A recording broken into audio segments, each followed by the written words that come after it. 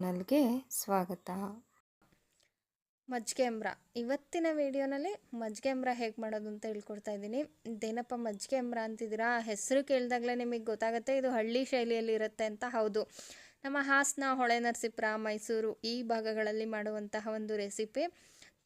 ಮಜ್ಜಿಗೆ ಅಂಬ್ರ ಮಾಡೋದಕ್ಕೆ ಒಂದು ಬಾಣಲೆ ಬಿಸಿಗೆ ಇಟ್ಕೊಂಡು 1-2 ಚಮಚದಷ್ಟು ಅಕ್ಕಿ ಹುರಿದು ತೆಗೆದಿಟ್ಕೊಂಡಿದ್ದೀನಿ.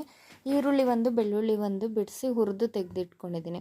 ಒಂದು ಮಿಕ್ಸಿ ಜಾರ್ಗೆ 2 ಚಮಚ ತೆಂಗಿನಕಾಯಿ ತುರಿ, ಹುರಿದಿರೋಂಥ ಅಕ್ಕಿ, ಈರುಳ್ಳಿ, ಬೆಳ್ಳುಳ್ಳಿ, ಸಾಂಬಾರು ಪೌಡರು, ಸ್ವಲ್ಪ ನೀರು ಹಾಕಿ ಸಣ್ಣದಾಗಿ ರುಬ್ಕೋಬೇಕು.